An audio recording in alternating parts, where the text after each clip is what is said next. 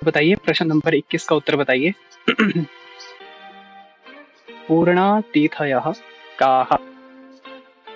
1 6 11, 2 7 12, 4 9 14 या 5 10 और 15। इनकी तरफ थोड़ा सा ध्यान देंगे तो 5 10 15 जो है उसे पूर्णातिथि में कहा गया है। यदि आपने पढ़ा होगा तो नंदादि संज्ञा दी गई है, ज्योतिष में मिलता है आपको ये, तो इसके बारे में थोड़ा सा देख लो। ठीक है, तो मूर्ख चिंतामणि यदि आपने अध्ययन किया होगा, मूर्ख चिंतामणि एक ग्रंथ है, सेकंड ईयर में लगा है मेरे ख्याल से, द्वितीय वर्ष में है शास्त्री में। तो नंदादि पंचिका मतलब नंदादि संज्ञा मिलेगी आपको। बृहद चक्कर में भी आपको ये प्राप्त होता है, जिसमें नंदा के लिए 1 6 11 के लिए नंदादि संज्ञा कही गई है, जिसमें प्रतिपदा, षष्ठी और एकादशी तिथियों की बात की गई है ना। कृष्ण पक्ष में और शुक्ल पक्ष में जो तिथियां होती है ना, प्रथमा, द्वितीया, तृतीया, चतुर्थी, पंचमी, षष्ठी, उनको एक संज्ञा दी गई है। तो 1 6 11 के लिए हम क्या संज्ञा देते हैं? नंदा। इसको आप नोट कर लीजिएगा। ठीक है, दूसरी है भद्रा। भद्रा किसे कहा गया है?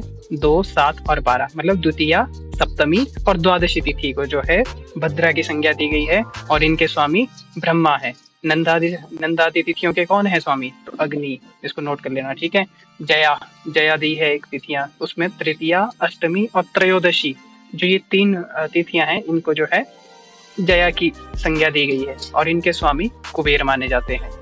और अगली आती है नंबर 4 पे हमारी रिक्ता। ठीक है, तो ये इसमें कौन कौन सी है? चतुर्थी, नवमी और चतुर्दशी, इन 3 तिथियों को रिक्ता नामक संज्ञा दी है। ठीक है, जिसके स्वामी है गणेश जी। यह शुभ कार्यों में सर्वथा त्याज्य होते हैं। ठीक है, और अगली है पूर्णा। इसमें है 5 10 और 15, पंचमी, दशमी, पूर्णिमा और अमावस्या, जिसको क्योंकि 15वें पे क्या आता है? या तो पूर्णिमा होगी या फिर अमावस्या होगी, और इसके स्वामी शिव है या चंद्र भी कह सकते हैं आप। ठीक है, तो ये समझ में आ गया होगा। अब इसको एक ट्रिक है याद करने की, आपको सिर्फ नाम याद रखने हैं इसमें शुरू में, है ना। नंदा, भद्रा, जया, रिक्ता, पूर्णा, बस ये 5 अगर आपको नाम याद हो गए तो ये आगे तिथियां आपको एकदम जल्दी याद हो जाएगी। देखो अब क्या है, आपको सिर्फ क्रम से नीचे की तरफ लिखते जाना है। जैसे यहाँ पे लिखा 1, यहाँ पे नीचे आ जाएगा 2, उसके नीचे 3, फिर 4, ठीक है, फिर यहाँ पे 5, फिर उसके आगे देखो यहाँ पे 6, बस ऊपर चले आना 5 के ऊपर, फिर 6 7, नीचे की तरफ 8 9 10 11 12 13 14 15, ऐसे हम नीचे की तरफ लेंगे। ठीक है, 3 क्रम बांटने के। तो आप देखेंगे पहली तिथि को नंदा, दूसरी को भद्रा, तीसरी को जया, 4 को रिक्ता कहा है, 5 को पूर्णा कहा है, फिर 6 में 5 तक होगी तो 5 से आगे 6 पहले में आ जाएगा, पहले बॉक्स में। ठीक है, उसके लिए नंदा, 6 7 को भद्रा, वैसे ही काउंटिंग वाइज। तो ये आपको याद रह जाएगा इस तरह से। ठीक है, बाकी आपको तिथि और स्वामी के नाम तो आपको याद ही करने पड़ेंगे। ठीक है, या तो आप इसको क्रम से भी कर सकते हैं, या अगर शॉर्ट तरीके से करना होगा नंदाचा, भद्राचा, जयाचा, रिक्ताचा, पूर्णा, बस इतना करके आपको याद रखना है। और अग्नि, ब्रह्मा, कुबेर, गणेश और शिवचंद्र, इतना यदि आपको याद हो गया, 4 5 आप बार बोलेंगे तो आपको ये सारा याद हो जाएगा। ठीक है, समझ में आ गया? आगे चलें। इस प्रश्न का उत्तर बताइए, प्रश्न नंबर 22 बताइए सभी।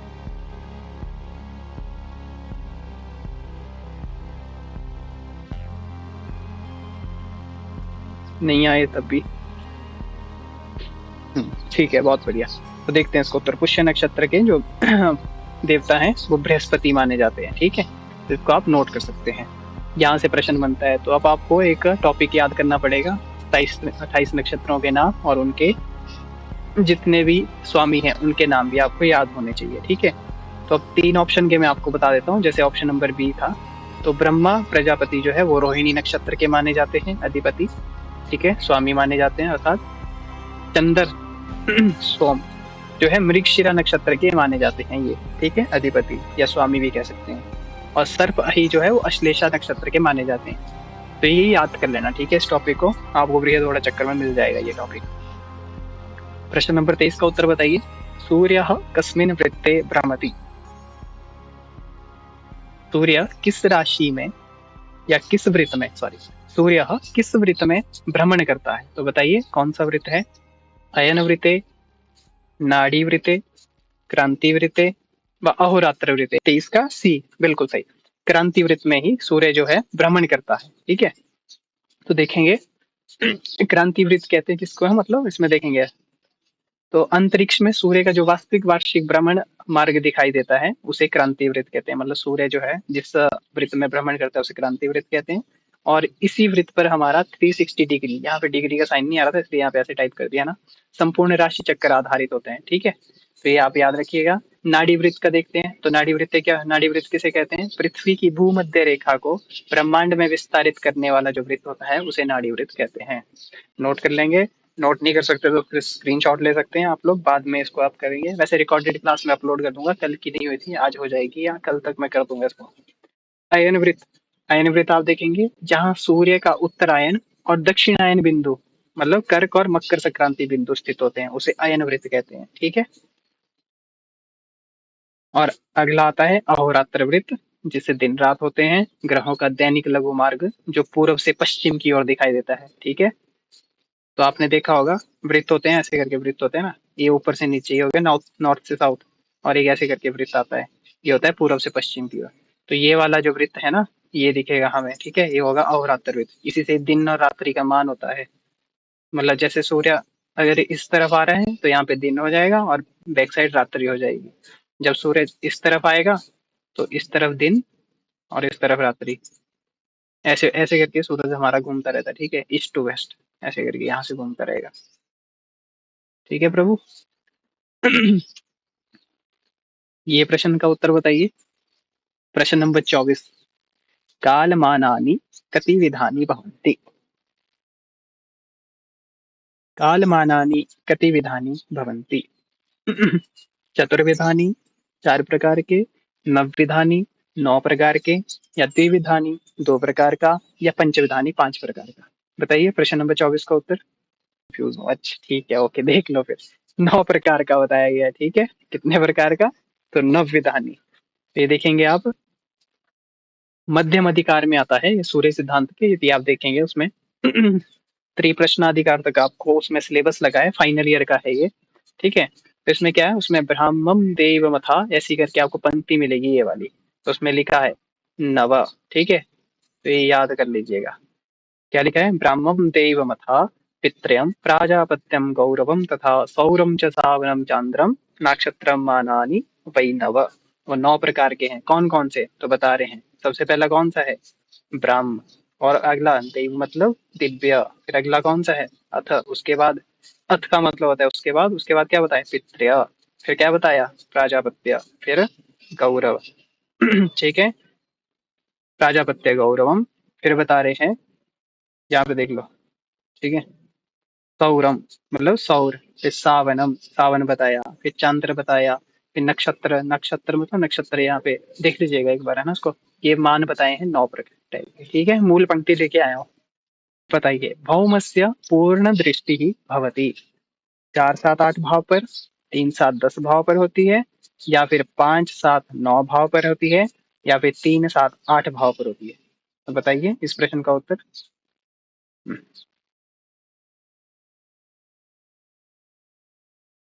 होता है हमारा पहला भाव, ये दूसरा भाव है, ये तीसरा भाव है, और ये चौथा भाव है, ये पांचवा है, ये छठा, और ये सातवां, और ये आठवां, ये नौवां, ये 10, और ये 11, और ये 12।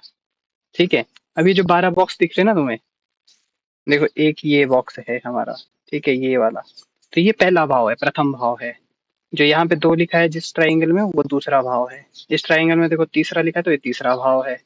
ये चौथा भाव हो गया। अब इन स्थानों को संज्ञा दी गई है कुछ। तो पहला स्थान हम बोलते हैं देह का। ठीक है, तो ये जो पहला स्थान है, ये किसका होता है? देह का होता है। ठीक है, इसको लिख लेना। इतना समझ में आया? मतलब किसी ग्रह के नक्षत्र यहाँ पे वह योग बन रहा है, किसी की दृष्टि बनती है ना, जैसे ये भौम है, तो हम बोलते हैं ना इस ग्रह की दृष्टि बन रही है आपके इस भाव में, तो आपका राजयोग लगने वाला है, मतलब नौकरी लगने वाली है, या आपको गाड़ी की प्राप्ति होने वाली है। ठीक है, या आपका टैट होने वाला है, ऐसे करके, है ना। तो ये जो प्रथम भाव होता है ये देह का होता है, मतलब इसे शरीर के बारे में देखा जाता है, शरीर की क्या स्थिति रहेगी। दूसरा जो भाव होता है वो किसका होता है? द्रव्य का होता है। द्रव्य मतलब धन इत्यादि का देखा जाता है, धन रहेगा नहीं रहेगा, अब वो ग्रह के ऊपर डिपेंड करता है किसकी दृष्टि है किसकी नहीं है। ठीक है, अब तीसरा जो भाव है, वो तीसरा भाव किसका होता है? पराक्रम का होता है। पराक्रम मतलब जैसे शत्रु पर विजय प्राप्त करते हैं ना, मतलब कोई टेस्ट टुस्ट देंगे आप लोग तो होगा, क्लियर होगा नहीं होगा, क्या होगा आपका पराक्रम भाव, ये है। कहीं आप मार पिटाई के लिए जा रहे, किसी के दांत तोड़ने जा रहे, तो वहां आपके क्या होगा, आपके दांत टूटेंगे या किसी और के दांत टूटेंगे, तो यहाँ पे वो भाव है, ठीक है, पराक्रम का। ठीक है, तीन का लग गया ना पता, पहले का क्या है देह, दूसरे का द्रव्य, तीसरे का पराक्रम, और चौथा भाव किसका होता है, सुख का। इससे सुख का पता लगता है आपके, है ना, जीवन में सुख है, शांति है, मानसिक पीड़ित है, क्या है क्या नहीं, वो सारा पता लगे ना। देह, पहला आ गया देह, दूसरा आ गया द्रव्य, तीसरा पराक्रम, चौथा सुख। देह द्रव्य पराक्रम सुख। और पांचवा भाग होता है सुत का, पुत्र का। पुत्र की स्थिति क्या रहेगी, पुत्र के साथ बनेगी नहीं बनेगी, ठीक है, तो ये सुत का भाव होता है। पुत्र की पुत्र की प्राप्ति होगी नहीं होगी, ये सारा ठीक है, पुत्र सुख मिलेगा नहीं मिलेगा, ये सारा दिखते हैं इसमें। सुत। फिर है छठा भाव जो है, ये शत्रु का होता है। शत्रु का क्या आपके ऊपर प्रभाव पड़ेगा, ठीक है, शत्रु कैसा रहेगा, ठीक है, तो इतने हो गए देह द्रव्य पराक्रम सुख शुद्ध शत्रु। फिर सातवां भाव जो होता है वो है क्लत्र। ये क्लत्र का भाव है, क्लेश कैसे रहेंगे, लड़ाई होगी पत्नी के साथ नहीं होगी, है ना, जिसके साथ क्या है संबंध है उसके साथ कैसे कैसे रहेगा, लड़ाइयाँ कितनी लिखी है जिंदगी में, ठीक है। आठवें भाव से हम देखते हैं मृति का भाव है ये, मृत्यु जिसे कहते हैं, ठीक है, मृति। मृत्यु कब होगी, कैसे होगी, जल से होगी, अग्नि से होगी, तो ये मृति का भाव है। देहे द्रव्य, देहे द्रव्य पराक्रम सुख सुत शत्रु कलत्र वृत्ति। नौवां है आपका भाग्य, ठीक है, अब समझ में आ रहा होगा, आ रहा है या नहीं आ रहा है, ठीक है, भाग्य। फिर है राज्य पद, राजयोग जिसको देखते हैं, ठीक है, यहाँ से देखते हैं राज्य, राज्य पद ऐसा भी लिख सकते हैं इसको आप, मृत्यु भाग्य राज्य पद। और 11वां भाव जो होता है वो किसका होता है, लाभ। यदि कोई बिजनेस कर रहे हैं तो आपको कितना लाभ होगा, ठीक है, लाभ होगी हानि होगी, कितना प्रतिशत होगा कितना नहीं होगा, ये काम आपके लिए ठीक है या नहीं है, ठीक है। और जो 12वां भाव होता है यहाँ पे, द्वादश भाव जो होते हैं, दस, वो होता है व्यय का। आपके हाथ में पैसे टिकते हैं या नहीं टिकते हैं, पैसे आते हैं डायरेक्ट शॉपिंग होती है क्या होता है, ठीक है, तो यहाँ से वो पता लगता है सारा। अब समझ में आ गया सबको। ये सभी के लिए था, नोट कर सकते हैं आप लोग, प्रश्न बन सकता है चौथे भाव का नाम क्या है, तो आप क्या लगाएंगे, छठे भाव का नाम क्या है, तो वो आप लिख सकते हैं वहां पे, है ना। हाँ, प्रभु राम राम। अब बताओ भौम पूर्ण दृष्टि, भौम की जो पूर्ण दृष्टि होती है कहाँ रहती है। अब कुछ ग्रह ऐसे होते हैं जो इन दृष्टिपात करते हैं अपना, तो कुछ स्पेसिफिक इनके भाव होते हैं जिस पे पूर्ण दृष्टि से देखते हैं। कोई 25% की दृष्टि से देखेगा, थोड़ी सी दृष्टि से देखेगा, कोई आधी दृष्टि से देखेगा उसे, है ना, अंक मतलब 50% की दृष्टि से, कोई 75% की। भौम जो है मंगल जो ग्रह है, भौम बोलते हैं मंगल को, तो मंगल ग्रह पूर्ण दृष्टि से कौन कौन से भाव को देखता है, तो वो पूछ रहे हैं यहाँ पे, ठीक है। तो उत्तर क्या होगा इसका, क्या उत्तर दे रहे थे आप, 25 का ए बता रहे थे, तो देखते हैं भाई, ठीक है, 25 का ए बिल्कुल सही है। चौथे भाव में, सातवें भाव में और आठवें भाव को ये पूर्ण दृष्टि से देखता है, ठीक है। ठीक है जी, तो ये आप याद रखना। अब देखते हैं तीसरे, सातवें और 10वें को कौन सा ग्रह देखता है, तो विशेष पूर्ण दृष्टि से वहां पे जो है शनिश्चर, शनि ग्रह जो है वो 3 7 10 को पूर्ण दृष्टि से देखता है, इसको नोट कर लेंगे।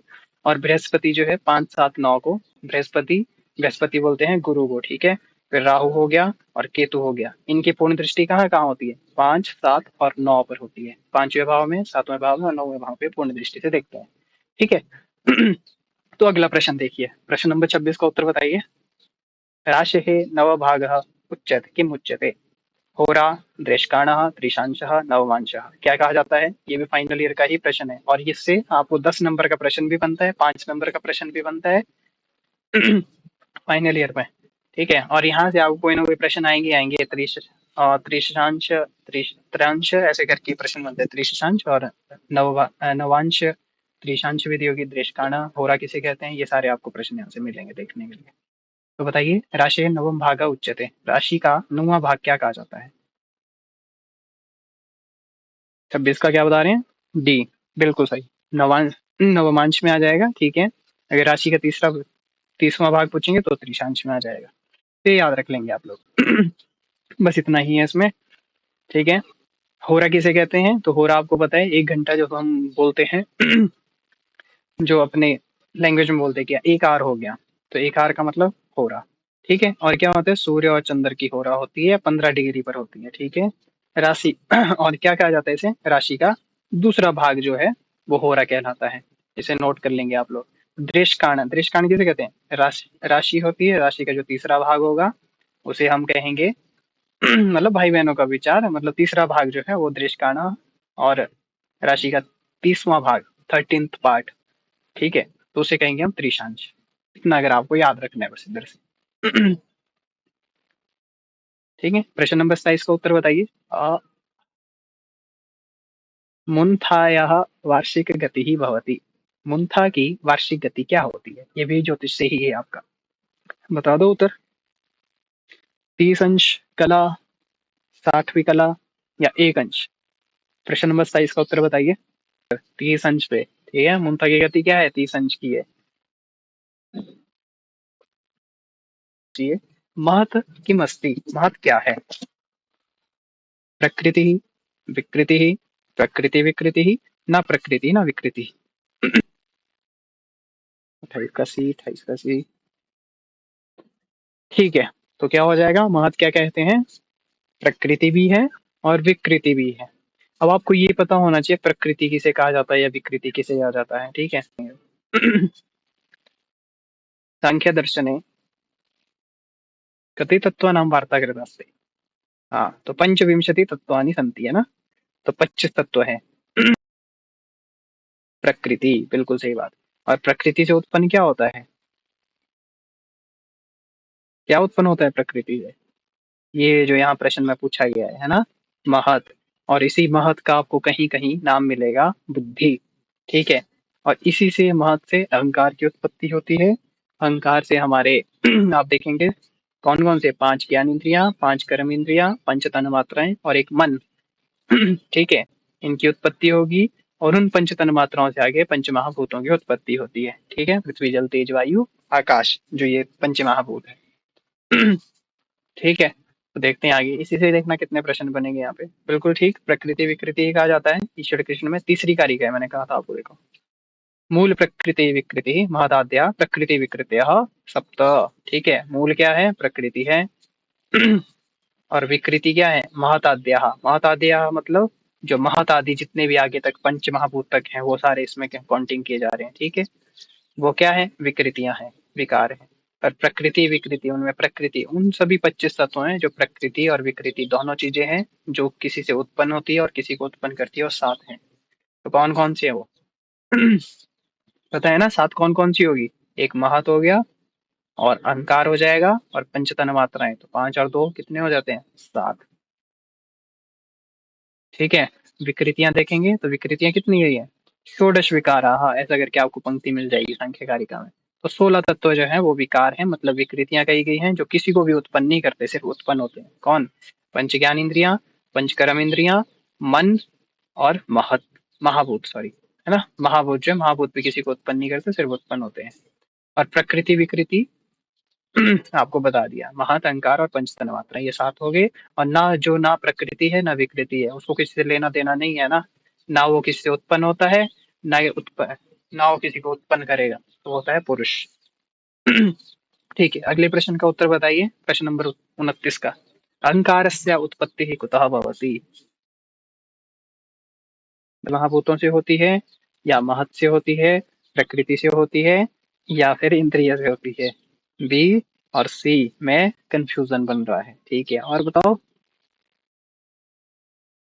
है ना, तो अहंकार की उत्पत्ति किससे हो जाएगी?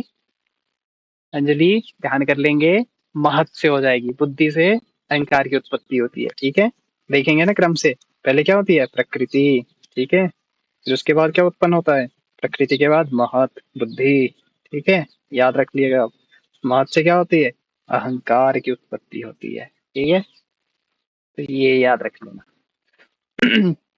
यही क्वेश्चन की हम गलतियां करते हैं थोड़ी थोड़ी, है ना, तो ध्यान कर लेंगे इसको। ठीक है। महत से उत्पत्ति होती है, बस इतना ही। अहंकार से हमारी 11 इंद्रियां, आपको पता होगा, और पंच तन्मात्राएं, ये उत्पत्ति हमारे को दिखेगी। तो सांख्ये स्वीकृतानि तत्वानि सन्ति, कितने तत्व है सांख्य में? प्रश्न नंबर 30 का उत्तर बताइए। षोडश, 16, सप्तदश, 17, पंचविंशतिः, 25 या 10?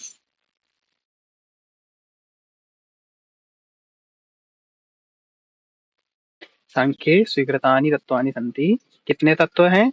बिल्कुल सही। कितने माने गए हैं? पंचविंशति ही, 25 तत्व माने गए हैं। ठीक है, अच्छा आप बताइए 16 किसमें माने गए हैं? 16 पदार्थ, ये 16 तत्वों की उत्पत्ति जो होती है, किसमें है 16 तत्व? किस दर्शन में माने गए?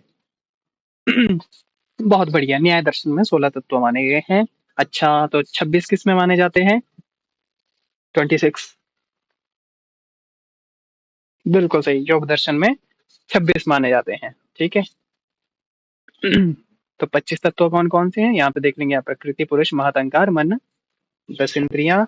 यहाँ पे मन में, मन को भी इंद्रियों में गिना जाता है। तन मात्राएं आ जाएगी, पंच महाभूत आ जाएंगे, है ना। अच्छा, सांख्य दर्शन में कितने प्रमाण माने गए हैं?